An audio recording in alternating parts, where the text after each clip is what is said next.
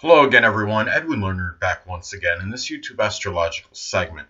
I'm going to be talking about the natal chart of Paul Michael Stephani, a.k.a. the Weepy Voiced Killer. Paul Stephani was born on September 8th, 1944 in Austin, Minnesota. I could not find a birth time for him, so I'm doing a solar sunrise chart for him. So anyway, many of you may know that the Weepy Voiced Killer, he was somebody that would call the police after he would murder somebody and use a disguised voice, and he would sound really like sorrowful or dejected or remorseful or what have you, but I think a lot of it was just taunting and mocking the police.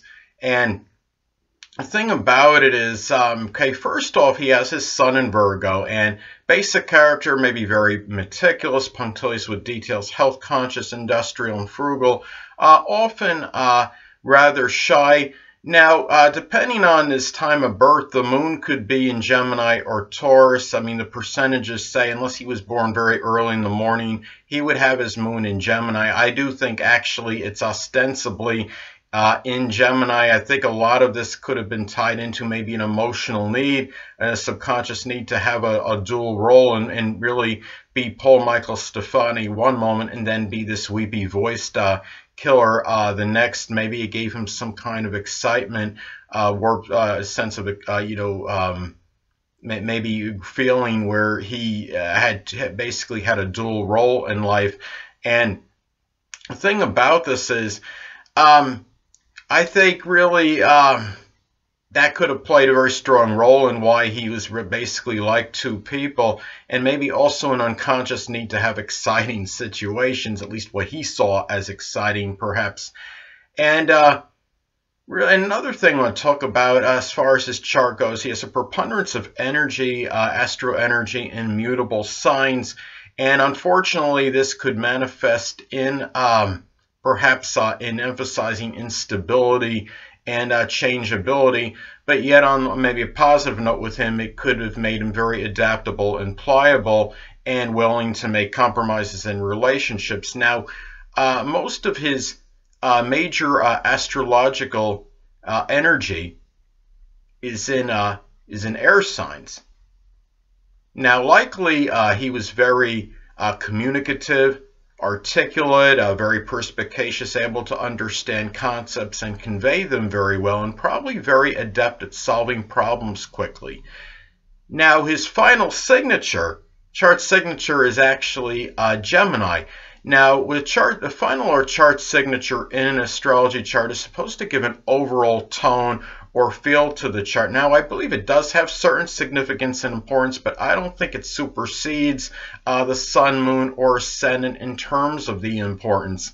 Now, as far as in its overall impact on the chart. However, it may have certainly accentuated his probable moon in Gemini energy, and this could emphasize a lot of mercurial, fickle, even dual behavior, loquaciousness, vicariousness, and even superficiality.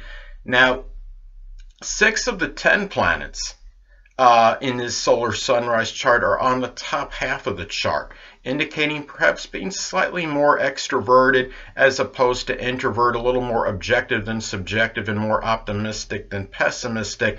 And he also had 7 of the 12 major astrological energies in masculine signs. And when I'm talking about major astrological energies, of course, I'm referring to the 10 planets and the MC and the ascendant. Now, of course, the ascendant and the sun, of course, are always going to be in the same sign, though. Keep that in mind when a solar sunrise chart is done. Now, another thing, too, about his chart is interesting, that 9 of the 10 planets are on the left side of the chart, which suggests he was much more independent, likely, and more self-reliant, as opposed to being dependent on others to do things. It's really a chart that strikes me as someone that would prefer really doing things on his own, would take precedence over doing things collaboratively or collectively with others. So another thing too about it is that most of the planets in his chart fell in that fourth quadrant, which of course is houses 10, 11, and 12. And perhaps this resulted in him maybe being very goal and aspiration oriented in terms of attaining that notoriety, exposure, and recognition. Two planets in the 12th may be factored in as to why he ultimately became incarcerated for this, though. Another thing, the second quadrant in his chart, the 4th, 5th, and 6th houses, is empty, which tells me that perhaps as far as just as his family was really not really much of an emphasis in working laboriously. These were not things really that were that perhaps that's significant in his life scheme, so to speak. So I mean, that's how I look at that anyway. And another thing in his chart too I found interesting is Uranus in the solar sunrise chart. Uranus in Gemini makes a tight conjunction to that MC. So it's almost like he was destined to get a certain kind of notoriety, exposure, and recognition for using some kind of unusual way of speaking, unfortunately. And it was something that was unusual, that had a dual quality to the nature of him. So really, another thing too about his chart is that his chart has the bundle pattern in it. And the planets are all, very closely, they're all in that like approximately, 120 degrees, trine. And it shows a lot of concentration of energy in his chart. Now, what it tells me too is he was able to, whatever he was going to focus on, he could do so without necessarily letting extraneous things factor into the equation, so to speak. And the thing about it too, though, is the part, obviously there's a strong part where he has empty houses. And I mean, that's including, the 4th house, and and you have the 6th house there, the 7th house of relationships, and 8th house intimate relationships, sexual relationships. And in these areas, though, and when you have a bundled chart, often those empty houses could represent or reflect areas you felt rejected or repudiated. And you're talking about the 4th house is the home and family. The 5th house can be romantic partners, superficial flame, people that you might have gotten in, potentially get involved as far as superficial relationships go. You got the 7th house of others in general, and the prospective significant other. The 8th house, of course, is about intimate relationships. So he might have felt somewhat rejected and repudiated in those areas. And obviously, though, that maybe that did not help matters as far as him committing these murderous crimes. And the thing, too, about him I want to talk about is that with his chart, the only fixed planet he has in his chart, or fixed astrological energy for that matter, was Pluto, Pluto in Leo. And now, unless his moon was in Taurus, which I don't think it was, I do believe that very likely was a singleton in terms of being the only fixed planet in the chart, but it is still a singleton regardless, because it is the only planet that is in fire in his chart. But I think it's likely a double singleton, and what I'm saying is that I think his moon was very much likely in Gemini, which would mean that the Pluto in Leo placement would be the only fixed planet, and would be the only fire planet as well. So that Pluto, of course, takes on a very strong significance if that be the case. Now, the thing about this too is, now, when you have positive aspects in a chart, generally they're auspicious, and usually there's positive energy flowing with them. But I think in a lot of cases, when you have positive, or at least in some cases I should say, when you have positive aspects, sextiles and trines, a lot of times this often just simply means the energy can flow easier. And in his chart, he had Pluto sextile Mars, And I think this might have actually helped him, sadly, facilitate these volatile, murderous actions without him getting caught for some time and getting away with them unscathed for a good period, for nearly 2 years. He also has no oppositions in the solar sunrise chart, so that could indicate too that, I mean, he didn't have that oppositional energy. You know, when you have no oppositions in the chart, a lot of times it can make it easier to attain certain things without having that resistance. You don't have that opposition interfering with what you're trying to do. Now, squares could play a role as well. He did have some squares in his chart, but when you have no oppositions, that certainly does help matters in you trying to attain what you want with really little literal opposition from people or from anything in terms of you trying to do what it is you're trying to accomplish. Now, the thing, too, is I want to talk about in his chart a stellium that he has. And now, the stellium in Virgo involves Jupiter, Mercury, and the Sun, and in that order. Now, some of you may know this, but others may not. And when you have a stellium in a chart, when you have, like, in the stellium being that, the stellium I'm talking about is a series of conjunctions, it's very systematic. What it is that the first planet in that conjunction is the start of that energy in the conjunction, and ultimately it ends with that final planet. So in his case, okay, again, his stellium in Virgo is Jupiter, then Mercury, and the Sun in that order. Well, Jupiter, Jupiter being the first planet, starts that energy, and of course that conjuncts the next planet, Mercury. Jupiter can sometimes often be about enlargement, sometimes distortion.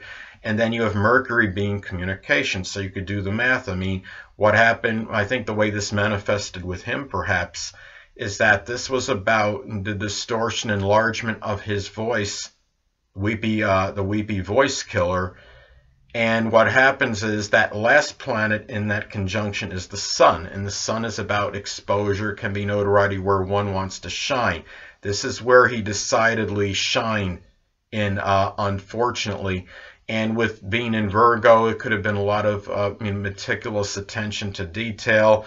Really in a way, I mean, you talk about, the Virgo energy being very shy, where he was not going to come out and really say who it was. I mean, I understand when you're doing something like that, those people are not going to reveal who they are. But I think the fact that this energy was in that shy Virgo was one where, it even further accentuated that, and really in terms of him not revealing who this actually was. His chart ruler in the solar sunrise chart is in the 12th house as well. So it was like his identity was going to be shrouded in mystery for some time. I think that definitely played a role in that as well.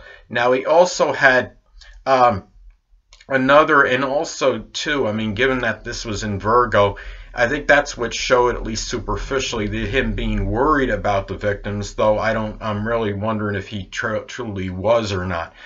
Now, another stellium he has in his chart is one that is in Libra, and in that stellium, the first planet is Neptune, then Venus, and then Mars.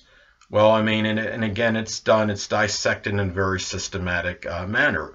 Neptune is the first planet. That's about deception. Venus can be about relationships, so this is the deception in the relationships, luring these gullible people into his vehicle, whatever. And then Mars is the final part of the action, and Mars is of course in its detriment in Libra.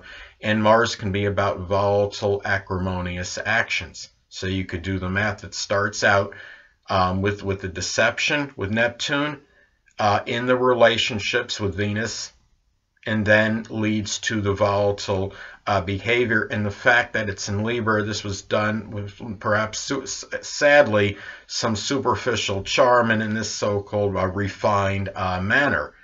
Now, Also, too, the fact he had Neptune conjunct Venus can kind of dissolve and dissipate the voice and give some deception with their communication, and really played a role, I think, a lot in that in him being that weepy voiced killer, where he at least want to give an illusion, perhaps, of compassion toward these people that he killed. Now, also, too, he has Mercury in Virgo, of course, that is in its dignity, but he has it retrograde and also in that 12th house of accidental detriment and fault in the solar sunrise chart. Now, and also the 12th house is the house I consider of deception because, of course, the 12th house corresponds with Pisces. Now, and he also, I mean, he had, it was stated in some movie I saw, or some video on YouTube I saw about him, that he apparently had a history of psychiatric treatment. So, I mean, he had in the solar sunrise chart, he does have Jupiter and Mercury in that 12th house. And Jupiter, unfortunately, I mean, you know, can be paradoxical. I mean, it can be very benign and benevolent, but it could also have a tendency to enlarge things, and it might have expanded a mental illness. And with that Virgo energy, I wouldn't be surprised if it was something maybe like there might have been some obsessive compulsive things going on with him. And anyway, the thing about too is, as far as his chart goes, well, he also has Saturn in Cancer in the 10th house, is a singleton, the only water planet he has. And that could put more emphasis on that placement and to accentuate and emphasize this so-called responsibility to feel sorry or show sympathy toward those people he murdered and got notoriety and exposure for it being in the 10th house. Now, going back to the first day, the start of his murder rampage, December 31st, 1980, that was the first day of his killings, when murder spree started. Interestingly enough, the black moon, the moon had just entered Scorpio recently, and also the black moon Lilith had entered Scorpio like maybe 2 days before that. And when you have the black moon Lilith and Scorpio energy, it could be a lot of this sadistic, vengeful, sometimes even murderous energy, I believe very sinister energy. And the fact that it was really in close proximity to the moon at this time, this could be about, you know, maybe people having a more propensity to take this out on women, perhaps. So, anyway, at this time as well, given I want to go back to his Saturn in Cancer in that 10th house in the solar sunrise chart being the singleton. Well, I mean, sometimes when you got that singleton and Saturn singleton in a negative manifestation, I think could be one that might ruthlessly try to attain ambitions, not worried about the methodology or the manner it's gone about, but the fact that it was going to be attained, and a lot of this cold, callous energy perhaps sadly connected with it. Now, on this day as well, sadly, on that first day of his murder spree, transit Jupiter made a very tight conjunction to transit Saturn, and sadly, this could have resulted in where a lot of exuberance and enthusiasm would be limited, to say the least, at this particular point in time. Now, you know, I talk sometimes. I mean, I've said on my Facebook, I don't know if I've ever said it in a video, but I've stated before one way or another that astrology can sometimes have a sense of humor. Could it have a warped sense of humor sometimes? Well, what I thought was interesting is that these murders, they took place in the Twin Cities. And then again, he has this strong Gemini influence, Gemini final signature, very likely, I think actually ostensibly is a Gemini moon in my opinion. Thought that was very odd, very ironic. Now, going back talking about transits, at the time when this first started, again on that time when he first started his murder spree, transit North Node in Leo was closing in on his natal Pluto. Now, North Node in transit, of course, can be about things that we need to confront or address.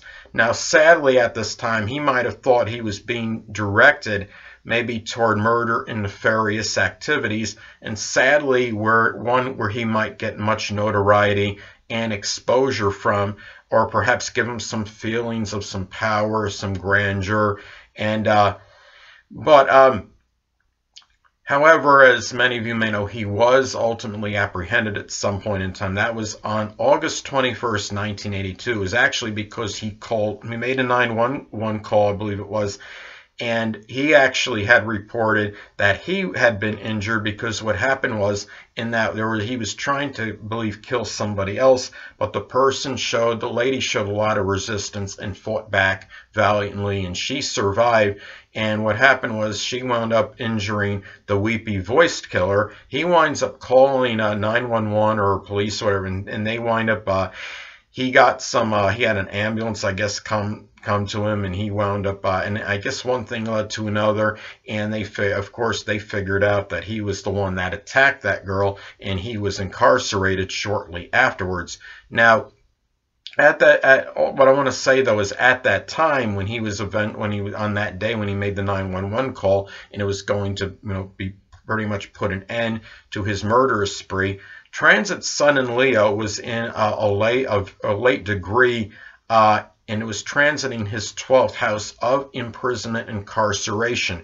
And this to me, this could indicate perhaps something where connected with grandeur likely was coming to an end, and also shining the light, so to speak, on imprisonment and incarceration at this time. And also transit Mercury made a very tight conjunction to his natal Chiron on this day as well. And on that day, of course, he made that call to the 911 operator or what have you, and he stated he was bleeding, and one of the places he was bleeding from was his arm. And of course, Mercury does rule the arms in astrology. Very interesting. And being in Virgo, this might have been done in a very worrisome manner, and really maybe he was somewhat pensive at the time, and he might have been actually really contemplating and thinking and deciding whether he was going to make this call or not. And I think ultimately he just decided he didn't have really much choice whether it was going to lead to his incarceration or not. Now, again, going back to Pluto as being a singleton, it's definitely the only fire planet in his chart, but it could very likely be the only fixed planet as well, unless by some remote chance the moon is actually in Taurus, which I don't think it is. And I think this could have given him a rather distorted need for grandeur, for self-importance and significance. And at this time, too, transit North Node in Cancer was closing in on his natal Saturn. Saturn, of course, is about authority, and I think ultimately perhaps this played a role in him having to really have to meet up with people in authority, and he was going to have to address issues connected with that, and in this case, the law. Anyway, people, that will conclude this YouTube astrological segment for the natal chart of Paul Michael Stephani, a.k.a. the Weepy Voiced Killer. Stay tuned next time, where I am going to be talking about the Aries. I'm going to be giving you my Aries July 2018 horoscope forecast. Two things I want to get with you on before I head out. Firstly, the stars may impel but do not compel. And secondly, never isolate any single astrological element, aspect, planetary placement, position, configuration, influence, or what have you, and make an analysis of a person, astrologically speaking, based on this alone, because astrologically speaking, the person is the sum of all their components in their natal chart and not just one. Until next time, people, stay well.